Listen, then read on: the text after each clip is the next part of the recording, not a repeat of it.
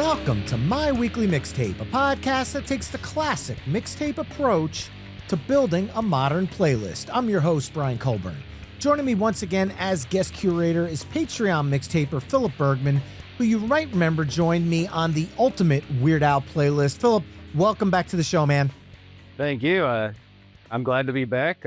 Hopefully we can keep the mood just as light, even if we're not doing comedy this time.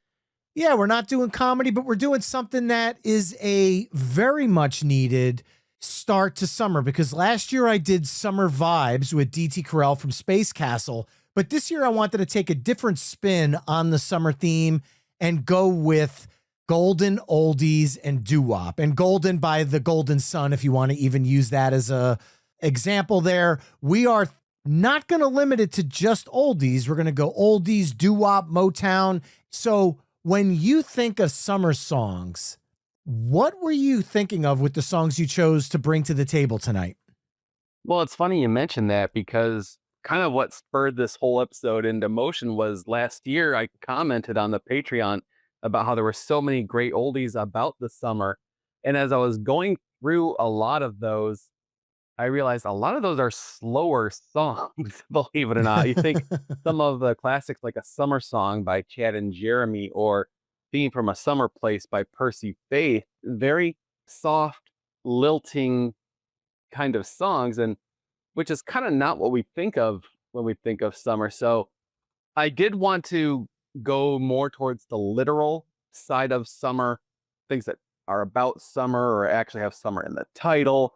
But at the same time, it's like, well, you got to have some of the vibes too, because some of the things that, we do in the summer aren't necessarily going to have the mention of the season in its lyrics. So it was kind of a blending, a hybrid of those two kind of themes that I was looking for in my songs.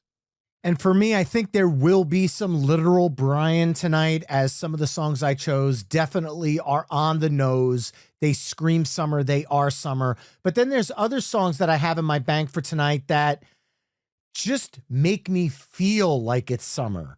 The song might not have anything to do with the time of the year or the season, but there's something about the vibe of the song that for me personally makes it a summer song. So I'll be interested to see how much of a balance we strike between the on the nose hits and kind of some of those off the beaten path cuts for tonight. Yeah. But tonight, Philip and I will be curating the ultimate summer oldies and doo-wop mixtape, and we'll use the old cassette deck approach. Philip, as my special guest, will begin side A with his first song choice, and then I'll add a song that I feel best follows up that choice. We'll then flip-flop choosing songs until we've mapped out 10 songs for side A. We'll then give our mixtape a proverbial flip, and we'll map out side B, only this time I'll kick things off with Philip choosing second. Our overall goal for this episode is to craft the best summer oldies and doo-wop mixtape possible through only 20 songs. At the end of the show, you can take our conversation to the next level by visiting the episode page at myweeklymixtape.com to give our final mixtape a listen via the embedded playlist. And if you like what you're hearing on the show, you can help me out by either telling a friend, leaving the show a 5-star review wherever you're tuning in, or, like Philip here, becoming a part of the Patreon Mixtaper community at patreon.com/myweeklymixtape. There you'll find ad-free episodes of the show, gain early access to future My Weekly Mixtape episodes, hear exclusive bonus banter clips, become a future guest, and chime in on upcoming show topics like several of the mixtapers did this evening with the songs they would use to kick off their respective summer oldies playlists. Brandon from Virginia chimed in saying there's only one correct answer to this, that being Surfin' Bird, Papa Umamau Mau Umau Mamau, case closed. Chad Lamassa chimed in with Under the Boardwalk by the Drifters. Sherry Thomas chimed in with A Place in the Sun by the Rascals. Sean Goff chimed in with Shaboom by the Chords, saying that counts as summer, right? And Seeker chimed in from Australia saying that I have typical Northern Hemisphere bias, which you're 100% correct, man. Sorry about that. But sadly, Seeker just finished his summer down under. But to fit the theme, he had considered Joplin's cover of Summertime, but landed on My Girl by The Temptations, which was a little more doo-woppy for this week's theme. Once again, if you'd like to chime in for future My Weekly Mixtape episodes, come join the Mixtaper community at patreon.com/My Weekly Mixtape. And now, Philip, with those Patreon picks out in the atmosphere, I'm officially pressing the record button on our mixtape and turning things over to you. The sun is shining, the top's down, and you and I are cruising down the highway, listening to some summertime jams. How are you kicking things off tonight? Well, first of all, apologies to Seeker. I should have thought to include the Seekers on this list. I love Judith Durham's voice. It's seriously. I mean, even their 97 album Future Road is a banger. I should have thought to include them.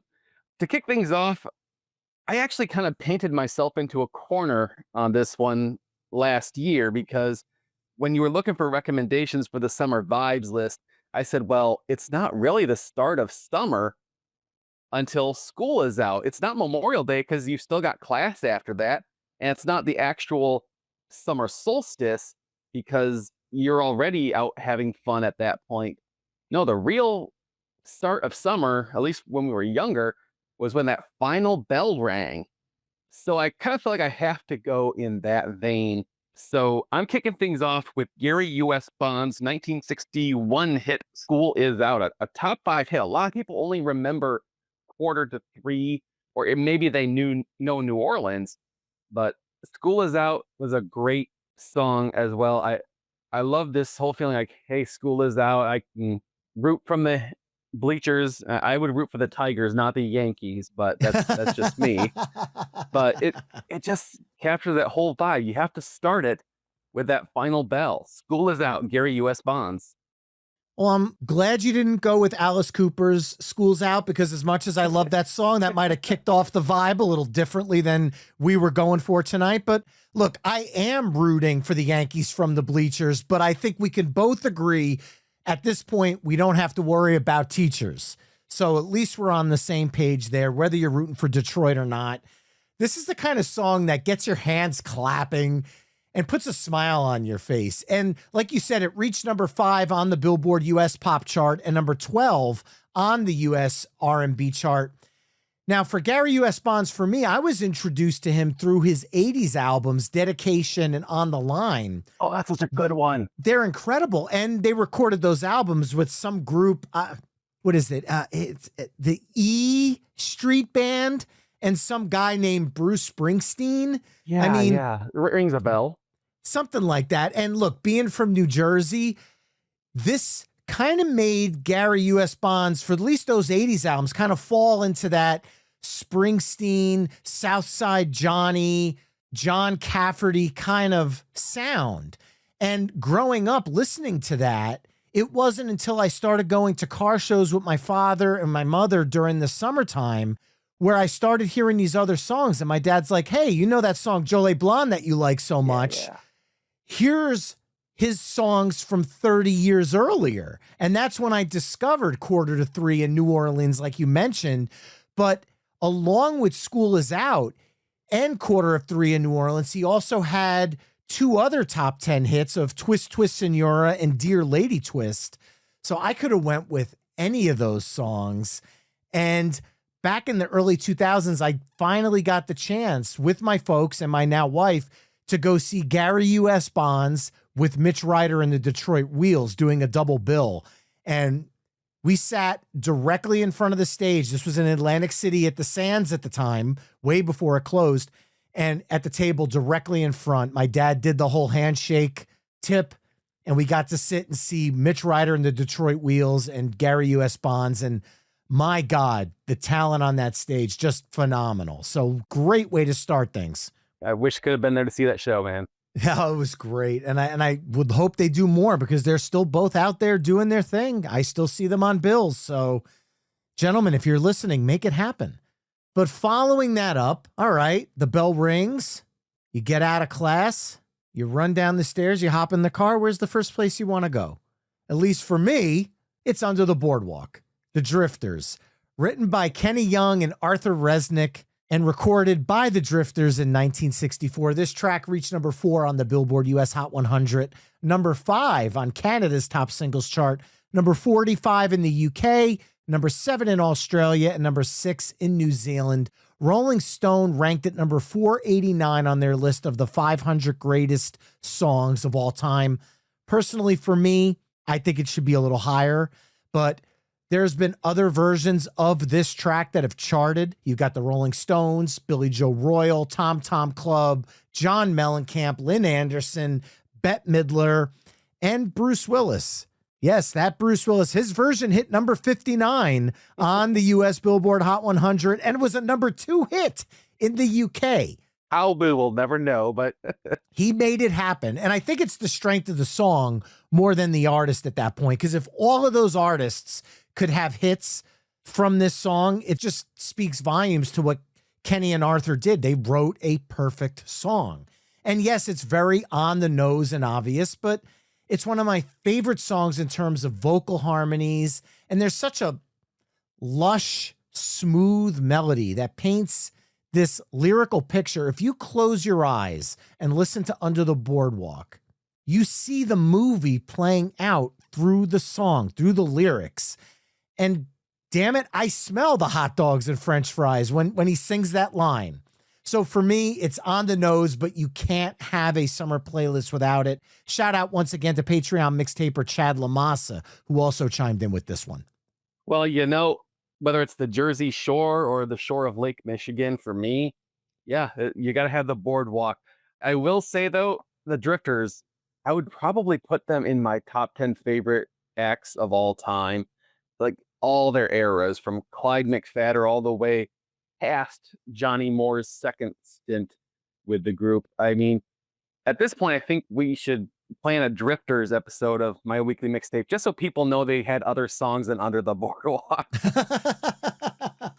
I've got Sand in My Shoes and my bank of songs too, and also Saturday Night at the Movies, because you don't have to worry about it being a school night. So those were 2 songs I had in reserve, but I had a feeling you were going to go for Under the Boardwalk. I just didn't realize it'd be quite this early, but hey, it's a great song. You got to have it. Oh, yeah. Rip that Band-Aid off. Let's get the elephant in the room. Everybody knew that listens to this show and has heard me talk oldies before. I usually end up at the Drifters at some point. So let's just get that cat out of the bag right now, and I'll throw it back to you for track 3. All right. Well, speaking of letting cats out of the bag, just a little behind the scenes thing. Back when you were doing Playlist Wars, and we were planning to do an episode together, one of my first suggestions, I think, was the artist I want to bring in next. Ended up not going that route. We did the Motown episode, of course, and that was a ton of great fun. But I want to bring this act into official My Weekly Mixtape canon at this point. And I'm going to do it with a song that on my Fantasy Playlist Wars list would have been track 9. But here it's going to be track 3. And it goes with summer because when it comes to parents and dealing with their kids in the summer, you got to find something to do so they're not staring at some screen all day. You got to plan events, things for them to do. In my case, it was a lot of gardening, a lot of mowing, a lot of work around the house. But there were fun stuff too, including trips to the zoo. So I'm going to bring in Simon and Garfunkel at the zoo. Nice. I believe it was 1966, 67, around that time. It was later included on their Bookends album. It was the closing track of the Bookends album on side B. In terms of Simon and Garfunkel's discography, this to me is just such an underrated gem. I mean, everybody, of course, loves Bridge Over Troubled Water and The Boxer and Mrs. Robinson, Sounds of Silence, all for obvious reasons. Those are great songs. At the Zoo, I think, is just kind of a very underrated song in terms of its delivery. And in terms of Paul Simon's songwriting, though, the symbolisms and anthropomorphisms he brings in with all the characteristics that the animals represent. And I do believe this song was originally written and recorded as a kind of promotional for one of the New York City area. I think Bronx Zoo it might have been. I think it's Central Park Zoo. Okay, there you go. It's just such a beautiful song, and their harmonies are great as always. So yeah, for summertime is a great time to head to the zoo. So at the zoo. Underrated for sure, but it's not like it wasn't noticed because it did hit number 16 on the Billboard US Hot 100.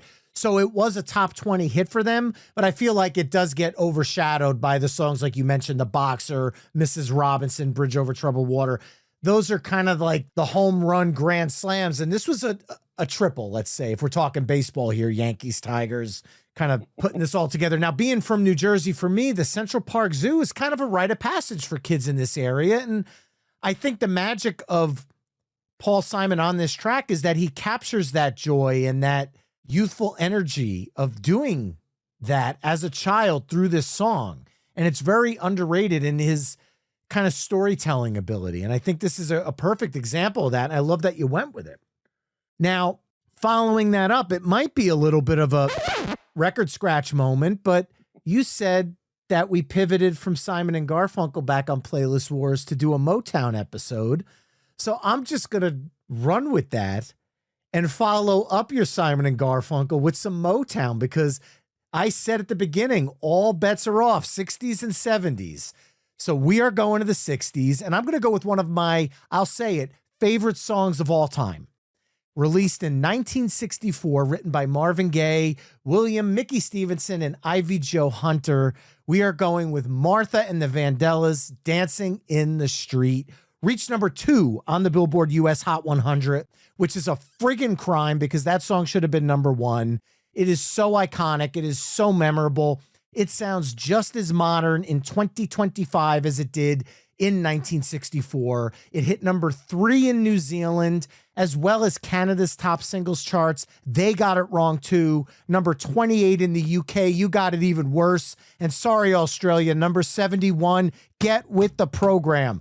This is one of the greatest songs ever. And in the movie One Crazy Summer, when the boat debuts and they're all standing on the boat rocking out to this song, it kicked every bit of ass you possibly could. They won the regatta. Sorry, I spoiled One Crazy Summer for everybody, but this song is amazing. It still holds up to this day. It's been covered by so many people. Van Halen in 1982 on Diver Down. Their version reached number 38 on the Billboard US Hot 100. And then a couple of years later, David Bowie and Mick Jagger brought their version to number 7. None of these number 1 hits. It's friggin' criminal. But this song has also been covered by over 150 other artists with recorded versions, including Grateful Dead, The Kinks, The Mamas and the Papas, Little Richard, Black Oak, Arkansas, Neil Diamond, The Who, I can go on, but I'm not gonna, because the summer's here and the time is right. Dancing in the Street. As you heard me say on the Motown episode of Playlist Wars, of all the powerhouse acts of Motown, Martha and the Vandellas is far and away my favorite, because even though they had the same writers and they had the same musicians playing on their songs, they did not sound like any of the other Motown acts. Sometimes some of these lower charting, I say lower charting ironically, but because we're talking like still in the top 40, but some of these songs from the instrumentation, you're not sure if it's Temptations or if it's Four Tops or if it's The Miracles. With Martha and the Vandellas, you know it's Martha and the Vandellas because they almost sound like Stax Volt. And I think a lot of that has to do with the way the bands had to play behind Martha Reeves' voice. And she was just so powerful, just so soulful and so rocking at the same time. Obviously, if you wanted to be even more on the nose, I had Heat Wave in my bank as well. But Dancing in the Street is an absolute jam, an absolute banger. And it's just so difficult to follow that up. But I guess I got to try, huh? Oh, if not, we could just end the show. I mean, no. I'm not tapping out that early. But I think I am going to kind of pick up this theme of getting the kids out of the house. We've been to the zoo. We've been dancing in the street. Let's extend that a little bit. Because, again, part of the summer experience, especially if you're a kid, is when your parents send you to camp for the week or so, just to get you out of the house for a little bit. I mean, the whole thing is you don't even have to say the song. I think I know where you're going with this. Oh. Well, we're gonna do it anyway for anyone who's not 100% certain. Of course, sometimes camp experiences are great, sometimes they're not. And of course, this I said we weren't doing comedy, and I guess I lied about that because I am gonna go with from 1963, Alan Sherman, Hello Yeah. Mutta, Hello Fada, a letter from camp. I mean, first of all, I love the use of the tune "Dance of the Hours." I mean, I being the kid in the time that I was born, I encountered that song, that composition from cleaning products commercials. For some reason, cleaning products in the late '80s, early '90s loved to use "Dance of the Hours" to advertise their products. It's what they used before they used heart songs for cleaning products, I guess. But, I mean, this is such a hilarious song, and kinda going back to the Weird Al episode, one of the things I really love about Alan Sherman's song here from his number 1 album, My Son the Nut, is the way it gets even more outlandish. It starts off very believable, like, they say we'll have some fun if it stops raining. Okay, the weather could be bad. You can't always expect to have great weather when you're at camp. You go hiking with a guy and they get poison ivy. Okay, that's actually pretty believable. That could happen. Someone got food poisoning. I mean, the fact they specified it's ptomaine necessarily, um, I mean, it leads where you're going, but it's believable because hey, sometimes a step is missed and it just keeps getting worse. Like the lake has alligators. One of the kids are about to organize a searching party. He got lost, and then you find out I've been here one whole day. And this clearly older sibling is like, well, how's my precious little brother? Which obviously that in my family, if my older sibling said, "How's my precious little brother?" I'd say, "Oh, they are definitely having a bad time at camp." This is just such a funny song. I love it. Hello, Mutta, hello, Fada. I'll tell you right now, if there's anybody out there listening that doesn't know Dance of the Hours, it's definitely one of those classical pieces that as soon as you hear it, you go, oh, that song. That And song. so it's definitely in everybody's bank of musical memories, but it needs to get unlocked every now and then. And Hello Mutta, Hello Fada definitely unlocks that. It reached number 2 on the Billboard US Hot 100, as high as Dancing in the Street. So you kept up there, a little synergy there. Hit number 4 in Canada, number 14 in the UK, and number 1 in both Hong Kong and New Zealand. So it was a number 1 hit, something that Dancing in the Street never was. Criminal. Again, I say it. But if you like what you're hearing on My Weekly Mixtape, coming up in a few weeks, my good friend Jay Sweet of Tune Styles is joining me, and we are putting together the Ultimate Comedy and Novelty Songs episode. And I'd be lying if I said that Alan Sherman's Hello Mutta, Hello Fada, A Letter from Camp isn't in my bank of songs waiting to get pulled, but we'll see where that episode goes. Well, you went funny out of my dance, and I think I'm going to see your funny and raise the dance because we had Dancing in the Street, but after we had that little break, Hello Mutta, Hello Fada, maybe have a cool glass of lemonade, lemonade, that cool, refreshing drink. Anyway, Wilson Pickett, Land of a Thousand Dances. Originally recorded by Chris Kenner in 1962, it became a bigger hit in versions by Cannibal and the Headhunters and obviously Wilson Pickett's, whose version hit number 6 on both the US Billboard Hot 100 and Canada Top Singles chart. It also hit number 22 on the UK Singles chart. I mean, Wilson Pickett, powerhouse vocalist. You take that one-of-a-kind delivery and you pair it up with both the Muscle Shoals rhythm section and the Memphis horns. This is a recipe for perfection. This is one of the most fun songs I've ever heard in my life. And if we ever do an episode of fun songs, you can bet your bottom dollar I'm going to include Land of a Thousand Dances on that playlist. You know what? I'm going to put a pin in that like I used to in the Tune Styles days and say, note to self, Brian, when you're editing this episode, start scheduling a Fun Songs episode for the fall. So with that, Wilson Pickett, Land of a Thousand Dances. Yeah, Wilson Pickett is another one of those artists like Simon and Garfunkel where the big hits overshadow a lot of other really, really great songs. Even if they charted higher, by the time the 90s and the oldies stations came about, it was just, well, we can only have a couple songs from these artists. And unfortunately, Wilson Pickett, like he's got In the Midnight Hour and Land of a Thousand Dances and a couple other songs that maybe even got played on the oldie station. So many other great ones that didn't. I mean, Funky Broadway, Don't Let the Green Grass Fool You, Fire and Water. How many great songs did Wilson Pickett have? It is just unbelievable. And I think I'm going to follow up a cover song with another cover song. Oh, and you have my attention. Yeah, well, here's another thing to have attention. So far, we have yet to have any songs that have summer in the title for a summer oldies playlist. I mean, you know what? Let's hit the bullseye square on the nose and match Wilson Pickett's R&B with some R&B from Billy Stewart, Summertime. Ooh. I believe that's a cover of it from Porgy and Bess, is it? The musical? Mm-hmm. That sounds about right. That is right. right. And it is just such a very different cover. I mean, you talk about innovative and just completely reimagining that song, but the tongue trills he kicks it off with and the scatting around and that hot jazz instead of that cool jazz feeling that, you know, the original musical version had.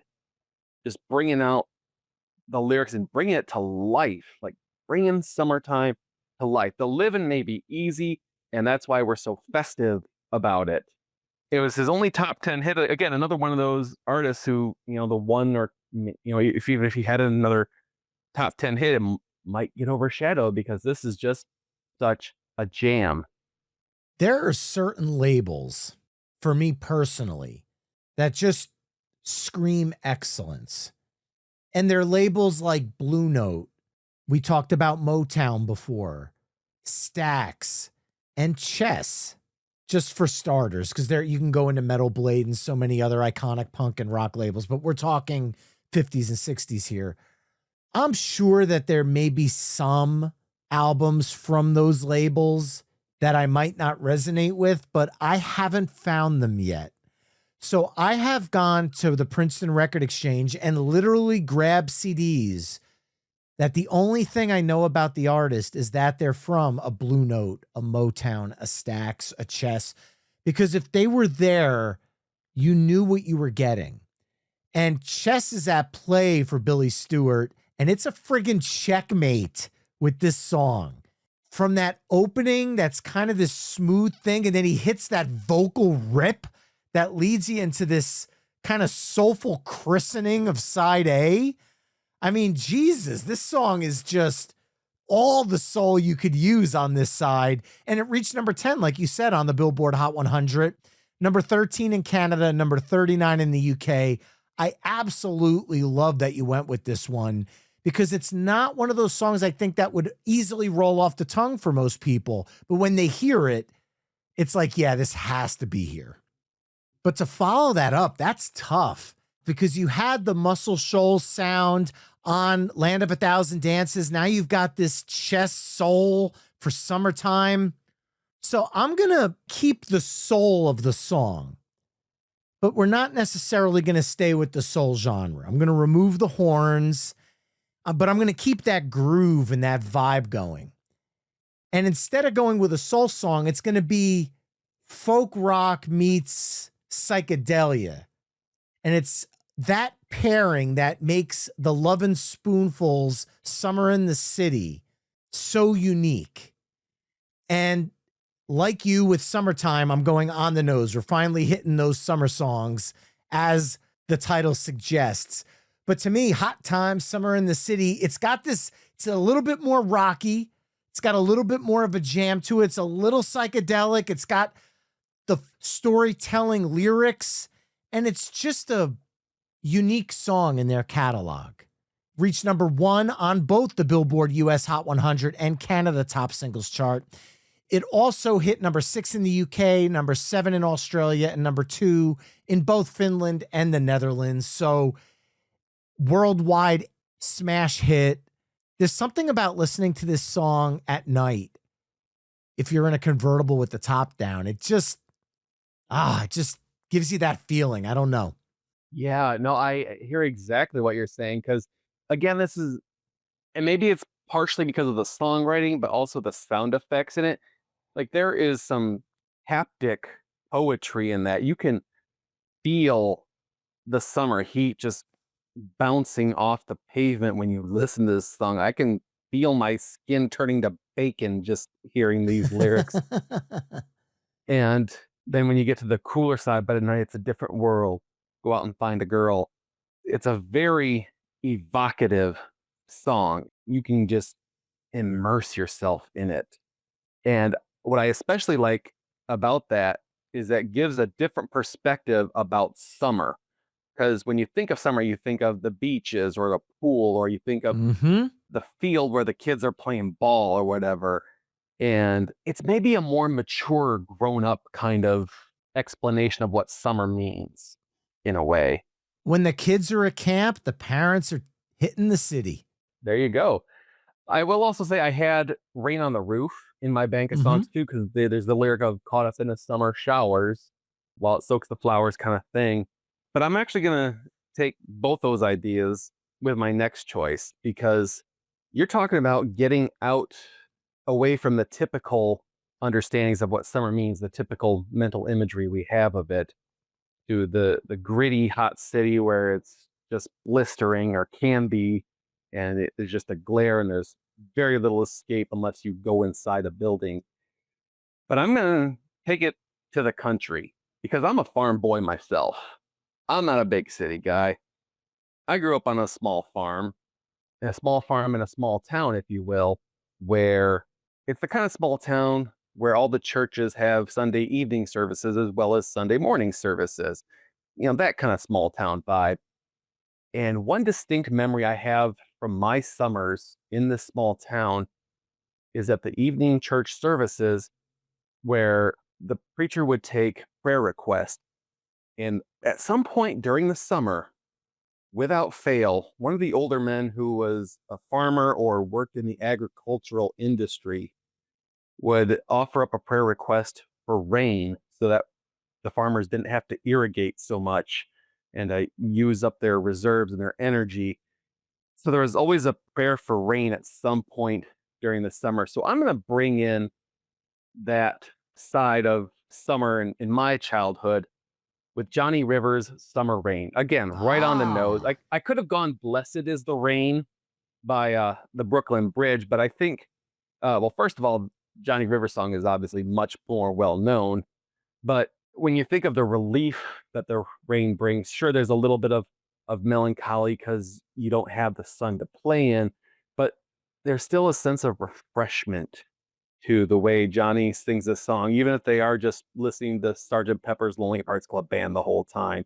It doesn't matter. There's still a sense of rejuvenation amidst the gray and gloomy skies as you see that rain coming down. So you took us to the city. I'm taking us out to the country and enjoying some rain.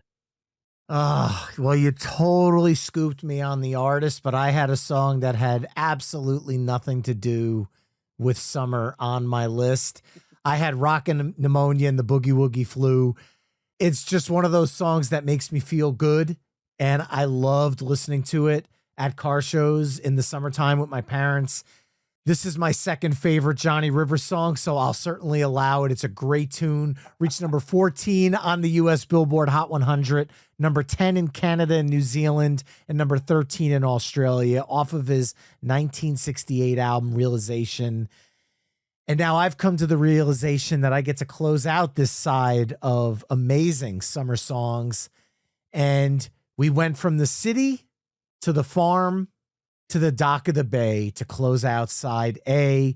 Otis Redding, 1968, became the first posthumous song to reach number 1 on Billboard's US Hot 100 chart. Also hit number 7 on the Canada RPM singles chart, number 3 on the UK singles chart, among many others.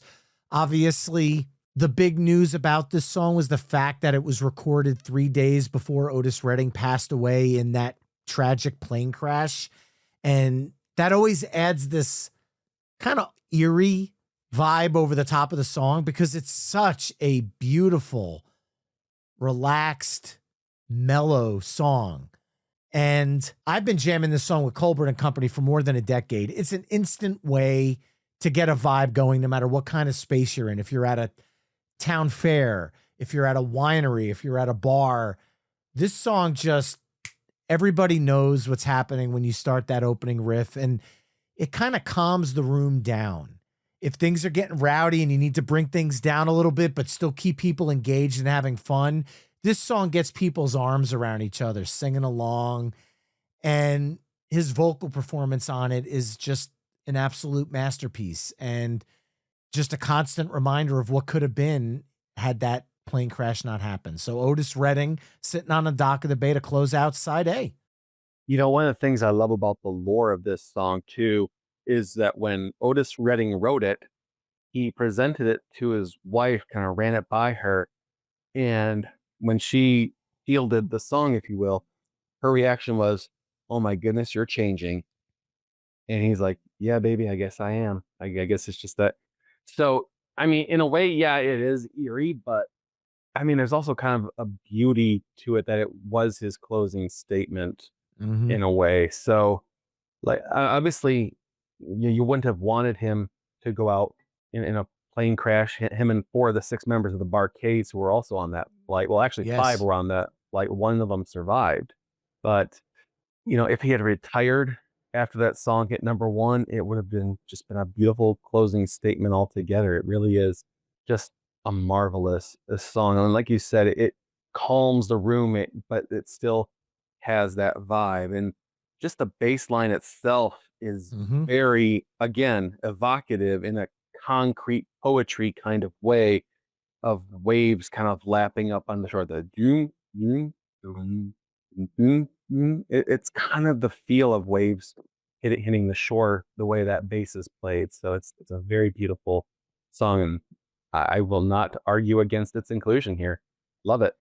Well, there you have it, mixtapers. Side A of the ultimate summer oldies and doo-wop mixtape, which consists of Gary U.S. Bonds, School Is Out, The Drifters, Under the Boardwalk, Simon and Garfunkel, At the Zoo, Martha and the Vandellas, Dancing in the Street, Alan Sherman, Hello Mutta, Hello Fada, A Letter from Camp, Wilson Pickett, Land of a Thousand Dances, Billy Stewart's Summertime, The Lovin' Spoonfuls, Summer in the City, Johnny Rivers, Summer Rain, and Otis Redding's Sitting on the Dock of the Bay.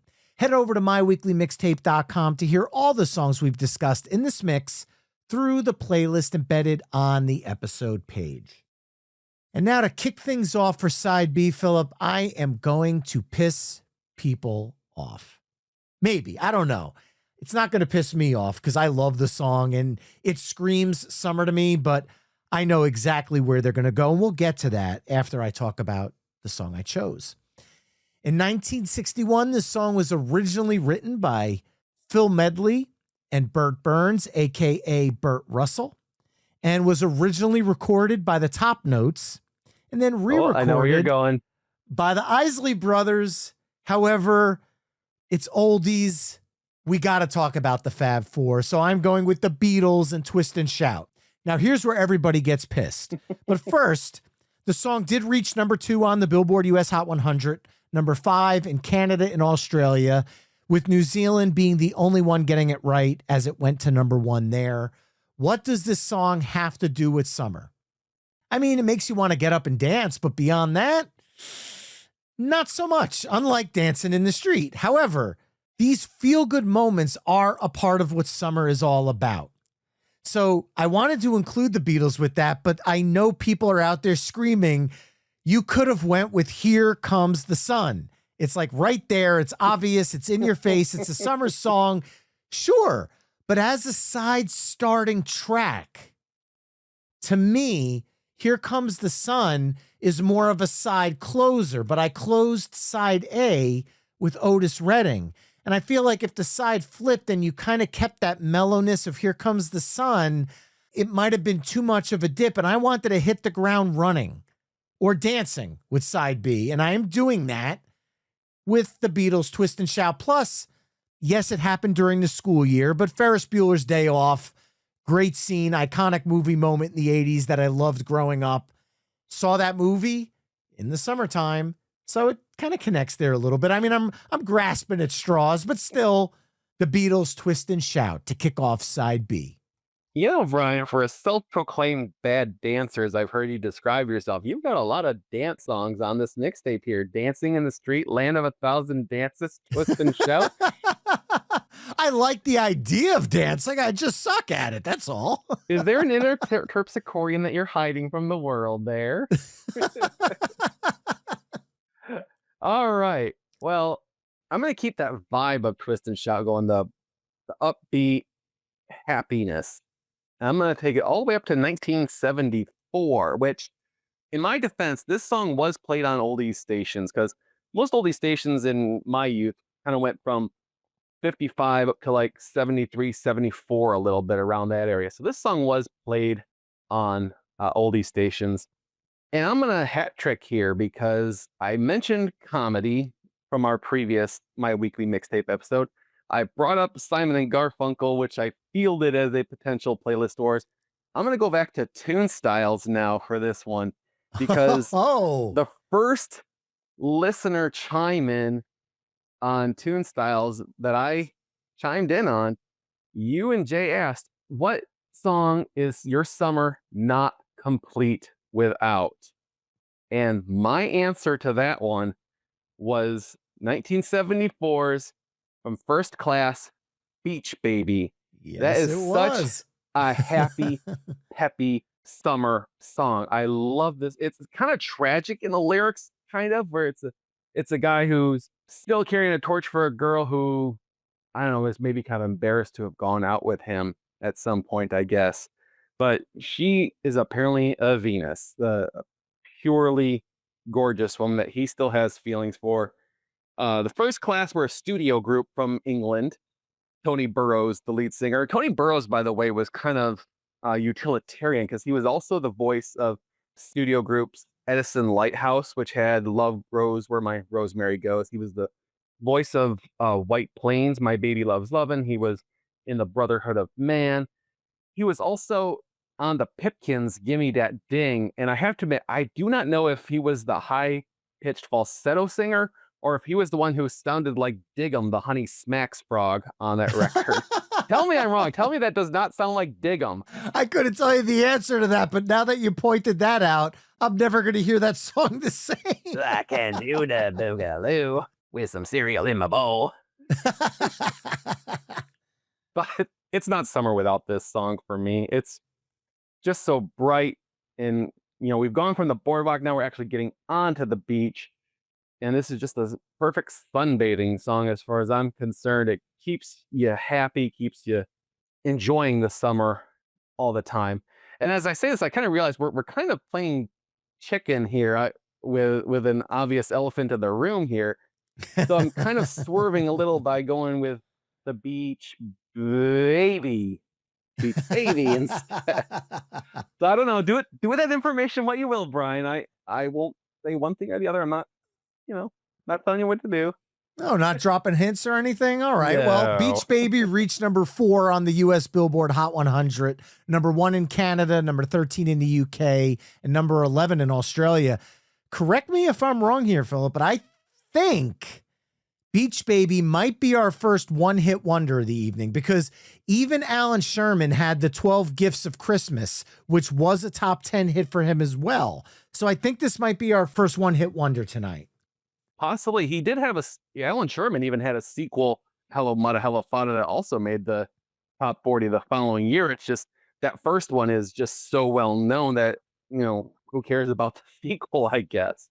Was it? I'm getting the Joel Whitburn pages out right now and look at, like, they probably had like one other song that was somewhere between 40 and 100. Like a lot of so-called one-hit wonders did that. They had like a second song that really didn't have much action. First Class, yeah, they had two other hits. One called it Dreams Are 10 a Penny that only went to number 83, and a cover of Funny How Love Can Be that only went to number 74. So there you go. Only a top 40 hit there. Yeah, and that's usually when people say to me, well, how do you define a one-hit wonder? Just for sake of argument, I always go with only one song cracking the top 40, because that's kind of like the Billboard Top 40. I grew up with Casey Kasem on the radio and the Top 40 countdown. So to me, that is kind of where it all kind of aligns with what I consider a one-hit wonder. So to follow it up, you said there's an elephant in the room. I'm just going to steer us right into that elephant, which that's a graphic image there. I don't mean that way, but we're just going to invite the elephant in the room, because when you're a band that has a greatest hits album called The Sounds of Summer, you can kind of go with any song from this group. And when the band is called The Beach Boys, you could pretty much go with any song you want just by saying The Beach Boys as your reasoning for choosing it. But I am going to be a little more obvious with my pick, because when I think of summer, it's the first notes I hear in my head. And this song reached number 1 on the Billboard US Hot 100, as well as nabbing the top spot in Malaysia, New Zealand, Spain, and the UK. It was also a top 10 hit in Australia, Belgium, the Netherlands, Ireland, Finland, Austria, South Africa, Norway, and Singapore. I am going to go with Good Vibrations. This is definitely one of those bands that, had we not included them, there would have been a summertime riot, and rightfully so, because like I said, the Beach Boys are synonymous with summer. And I could say that with pretty much the utmost certainty. The Beach Boys are going to be the only band we talk about tonight that also recorded a song with the Fat Boys. And that was their 1980s take on Wipeout, which, if we were doing an 80s summer playlist, absolute shoe-in. But for tonight, Good Vibrations. Yeah, Good Vibrations. I mean, what else can you say? Honestly, there are just so many songs from the Beach Boys you could have gone with. I had some of the obvious ones, Surfin' Safari and Surfin' USA all summer long, right on the nose there. In fact, I was entertaining that one as a possible closer, because I think just going out with the bang of "We've been having fun all summer long." I mean, what else can you say? The Beach Boys are as much a part of the summer soundtrack as, I don't know, the music coming from an ice cream truck, right? Yeah. So that's why I am going to follow that up with the Beach Boys' good friends, Jan and Dean. I'm going to 1966 with Popsicle. Nice. So I will admit the lyrics start out with about the teacher having them working too hard. So I guess in the song, the school year is still on. But let's face it, if you live above a certain line of latitude, the pop ding-a-ling from a popsicle truck is only happening in the summertime. So I think to engage our taste buds a little bit and our noses in this full immersion of celebrating summer with the oldies, I gotta go with one of the goofy, I wouldn't say goofy, but they're definitely among the more lighthearted rock and roll acts from that era that still managed to have a ton of hits that still get played a lot. I'm going with Jan and Dean, Popsicle. Well, you scooped me on the group, because I had Surf City in my mix for tonight. This song was originally on 1963's Drag City, but wasn't released as a single until 3 years later, which I thought was interesting that they held it so long, because it did end up reaching number 21 on the Billboard US Hot 100. To me, this song, for Popsicle, and I'm talking about the brand itself, they must have thanked their lucky stars for this, because this was a huge hit. And it was essentially, dare I say it, a extremely catchy commercial at the end of the day. Think about songs like Mustang Sally, Mercedes-Benz, or if I'm going to continue down that hip-hop path, like I said with the Fat Boys, Run DMC's My Adidas. Every now and then, you're able to take a song that's based on a brand, which could be another episode idea down the road. I'm going to have to put a pin in that as well. Songs about brands, but perfect pick. I love it. Well, it's funny. You can even go back to Jan and Dean for another example. The Little Old Lady from Pasadena was originally a car commercial song. And when they wanted to get the rights for that song, the car company at that time wanted nothing to do with rock and roll. So they were kind of trying to pretend oh, that commercial never happened, never happened. No, no, no, no, no, no. But we know better. Well, coming out of Popsicle, all right, you've got the treat. And yes, you have the popsicle trucks that drive around, but where else do you get popsicles? You get them at the boardwalk or at an amusement park. And being from New Jersey, I have to go with an ode to one of, at the times, New Jersey's finest, Palisades Amusement Park, and Freddie Cannon's 1962 single, Palisades Park, the tribute to a local New Jersey iconic staple. This song was actually a B-side to June, July, and August, which could be another summer song. And it became a hit when a DJ out of Michigan played the song accidentally instead of the A-side. Michigan, not New Jersey. I kind of find the irony in that You're New welcome. Jersey didn't hear this song and go, hey, this is kind of a local anthem. Let's get this going. That said, it ended up reaching number 3 on the U.S. Billboard Hot 100.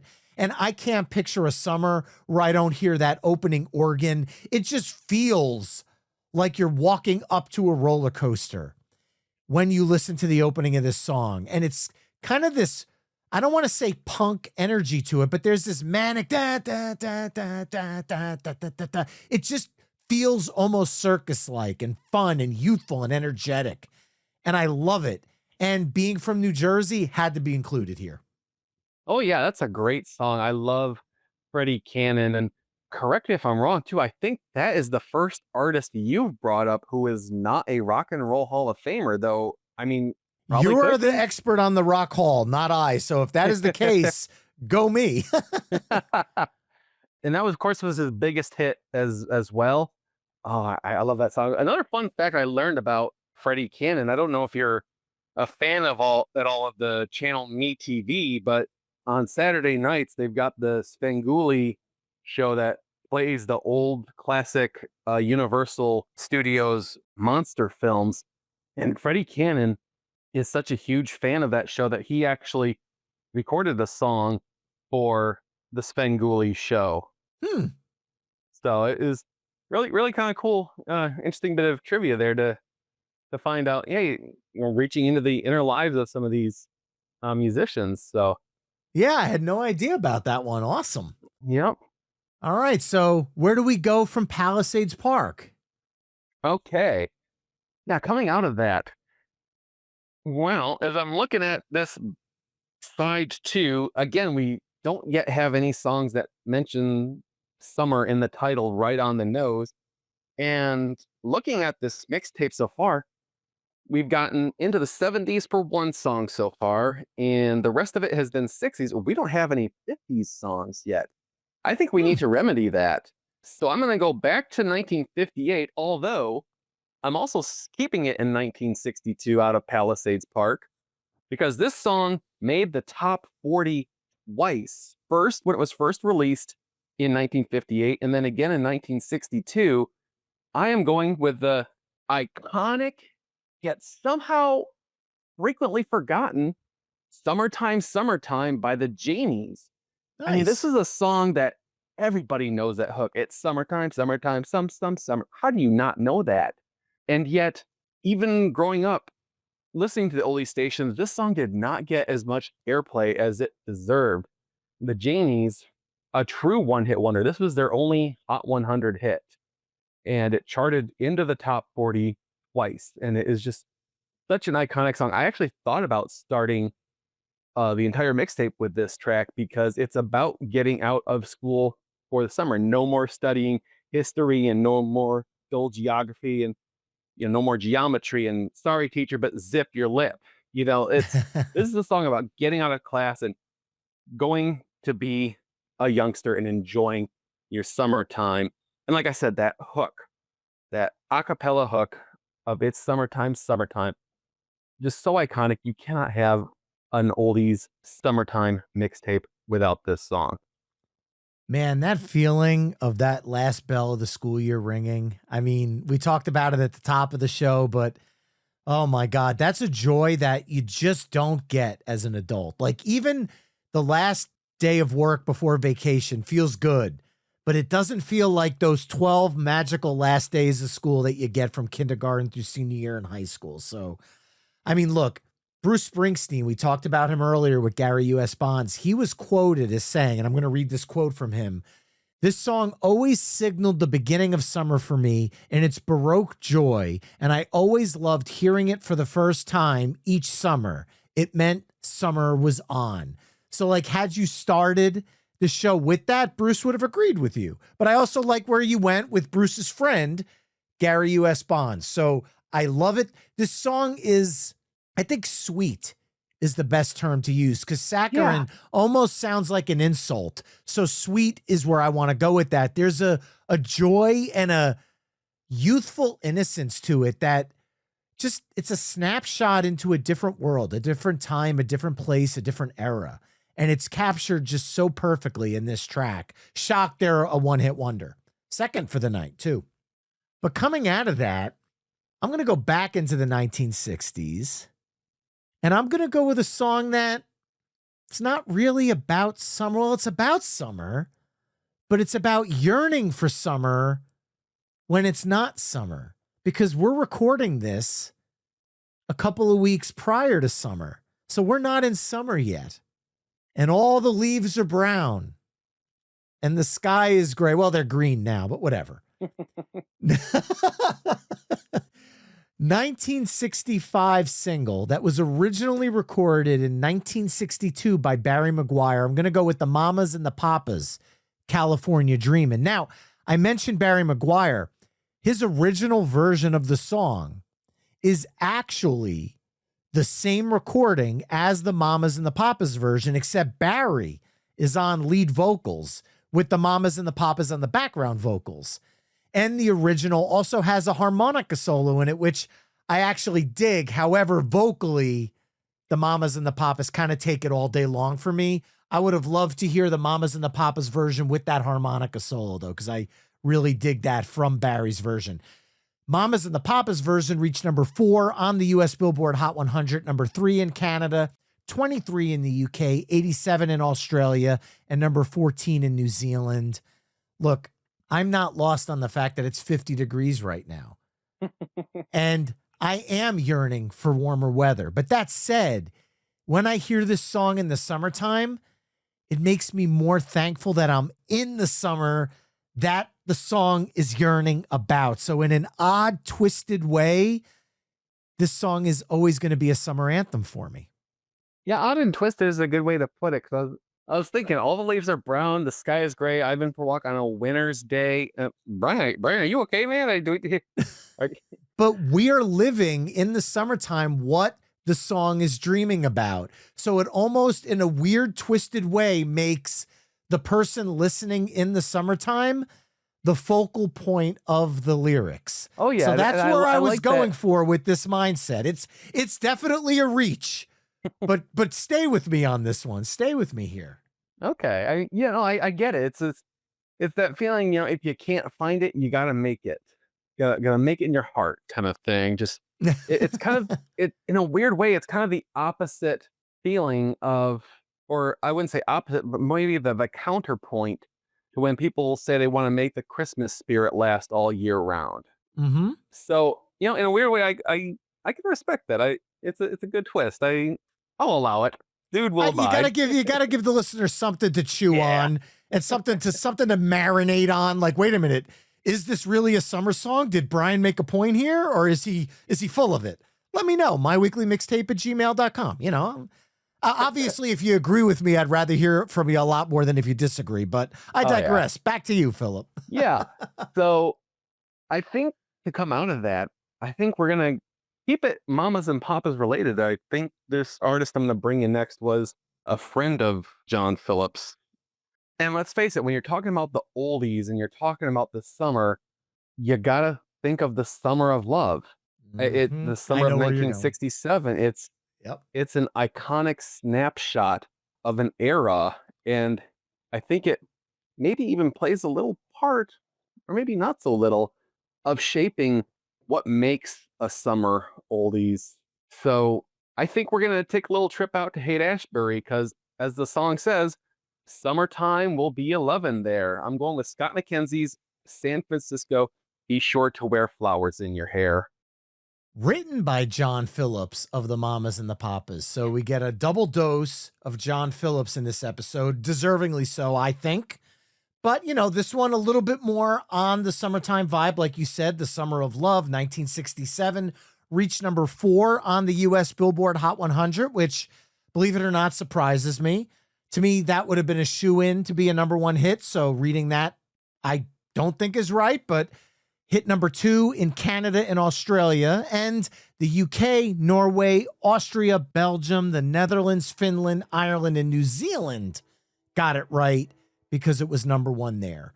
I mean, when you said the word Summer of Love, Philip, I immediately knew the song you were going for. To me, it's synonymous with the Summer of Love. It's like if we did a Summer of Love playlist, this has to kick it off. I feel like this is the Summer of Love. At least for me, it's the light bulb song. Oh yeah, it's the anthem. It's right up there along with other songs like the Animals, San Franciscan Nights, and I mean you could even put it with other kind of hippie love ideas with like friend and lovers reach out in the darkness kind of thing. It's on that level, but it's more focused to the actual summertime and in a particular location. Well, it's also a little bit of a mellower song. So I'm going to lean into that, and I'm going to do something that you did earlier and dip into the 70s just once because you did it.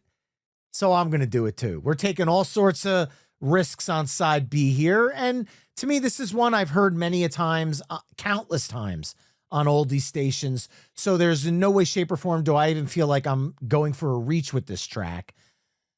But I'm going to go with Dobie Gray's Drift Away. Reached number 5 on the US Billboard Hot 100, number 7 in Canada, and number 44 in the UK. This song is something I have played every summer since I started playing music live. And there's something about this song that every time I hear it, it brings me to summer. When I was dating my wife in 2002, Uncle Kracker had his cover of it that was all over the place. And thankfully, I got a chance to have Uncle Kracker on the show to talk about this song as well as a lot of his other hits. So be sure to check that episode out. And the Kracker version with Dobie Gray also charted and was a top 10 hit, hitting number 9 on the US Billboard Hot 100. Came close to beating the original, and it also hit number 25 in New Zealand. There's something about this song that just warms my heart. It's one of those end of the night songs. Colburn and Company usually closes with it because it gets everybody singing along. It's just a beautiful ode to rock and roll music, getting lost in music. And to me, summer is just as much about the waves and the sun rays and walking on the boardwalk. And all of that's amazing. But the soundtrack that plays behind it is what elevates it to the next level. And to me, Drift Away is one of those songs that can elevate any wonderful summer's night, and it just makes it better. So Dobie Gray, Drift Away is my last song of the evening. Yeah, that is a great song too. And yeah, I also heard it on oldies radio growing up, so I would not have blinked at that. There was also a really good, at least I think it was a good version, because it's just a wonderful composition as well. I mean, the song itself is, if you screw up Drift Away, you're really doing something wrong. And there was a version that Ringo recorded, Ringo Starr. He did a version of it, I think was for his Vertical Man album, and he had 2 guest vocalists on there. Then I think you'll appreciate this because one of them was Alanis Morissette, and the other was Tom Petty. Yes. I don't know if you've heard that version or not, Brian. Yes. I was gonna say anything Tom Petty, I'm sure you've heard it, so I'm surprised you didn't mention it. I went to the Kracker one, I guess selfishly, because Uncle Kracker came on the podcast and Tom Petty didn't. Fair enough. That's a good point. Well, sir, we are back to you now for the pleasure or pressure of putting the cherry on top of this summer musical Sunday that we've crafted tonight. Take us home with the last track of the evening. All right. Well, it's a little bit of pressure, I will admit, because I do know which artist I want to go to. And in fact, I even know which 45 RPM single I want to go with. It's Capitol Records 4023. I'm just not sure if I want to go with the A side or the B side because they're both about some. I don't know. How do you feel about hidden bonus tracks there, Brian? I don't, maybe we'll see. Are you looking for a 1-2 punch to close out here?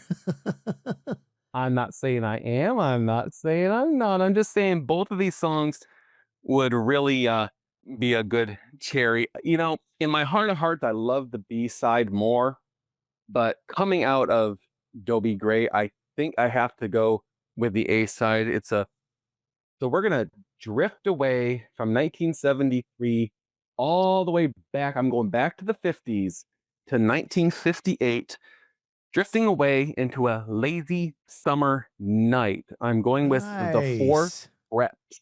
Awesome. So the Four Preps, a lot of people don't.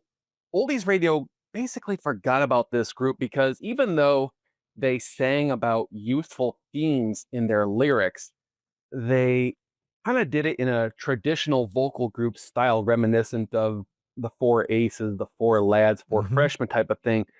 So they don't really get considered a rock and roll oldies group, but I really love their music, their songs, their vocal harmonies. They're just so amazing. The B side, by the way, is a song called Summertime Lies. It's a beautiful song about summer romances ending, and the piano part is kind of reminiscent of teardrops falling as you're crying over this lost relationship. But the official closing of side B, I think, is going to be Lazy Summer Night. It's such a beautiful, slow song. And one of the things I really love about it, again, we're being evocative of nature. We're being very descriptive with the lyrics of things that are going on in nature. Now, granted, in the lyrics, if you listen closely, there's kind of an insinuation that something rather boisterous occurred prior to the song's mood being set. But you also listen to lyrics like, "Tonight the fireflies will light. Cars are parked here to count the stars above. Even in the thicket, Mr. Cricket is slowing down." There is just such an acknowledgement and appreciation of nature joining in this song of summer, this musical celebration that the earth itself is a part of. So, as an official closer, I think we got to bring it in smooth and harmonious and just a feeling of contentment, just absolute peaceful, blissful contentment with this song. So, Lazy Summer Night by the Four Preps. I love it. And you also checked off 2 decades because there was the 1958 single that reached number 21 on the US Billboard Hot 100. But the song was also featured later on their album that came out in 1960, Down by the Station. So you do technically check off 2 decades there, but what a nice mellow way to wind down the summer playlist. I feel like it's the end of the night. Everyone's sitting out at a campfire. Either it's on the beach or on a farm or wherever you want it to be. Probably not a city street. I think they frown on that. But what a nice way to wind down this mellow summer playlist. That Mixtapers concludes side B of the ultimate summer oldies and doo-wop mixtape, which consists of the Beatles' Twist and Shout, First Class Beach Baby, the Beach Boys' Good Vibrations, Jan and Dean's Popsicle, Freddie Cannon's Palisades Park, the Jamies' Summertime Summertime, the Mamas and the Papas' California Dreamin', Scott McKenzie's San Francisco Be Sure to Wear Flowers in Your Hair, Dobie Gray's Drift Away, and the Four Preps' Lazy Summer Night. Head over to myweeklymixtape.com to hear all the songs we've discussed in this mix through the playlist embedded on the episode page. Well, Philip, as always, it's a pleasure talking music with you. Thank you for being such a huge part of the My Weekly Mixtape Patreon community and for joining me on the show once again. Look forward to our next chat, my friend. Thank you for having me again. And to those listening, remember, you can find My Weekly Mixtape on almost all the social media haunts at My Weekly Mixtape. You can also head to myweeklymixtape.com to check out the full catalog of My Weekly Mixtape episodes. And finally, if you like what you're hearing on the show, you can help me out by either telling a friend, leaving the show a 5-star review wherever you're tuning in, or, like Philip, becoming a Patreon mixtaper at patreon.com/myweeklymixtape. There you can find ad-free episodes of the show, gain early access to future My Weekly Mixtape episodes, chime in on upcoming topics, become a future guest, and so much more. Once again, that's patreon.com/myweeklymixtape. That's all for this week. Thanks again for listening, and until next time, enjoy the summer and the tunes that go along with it. Take care.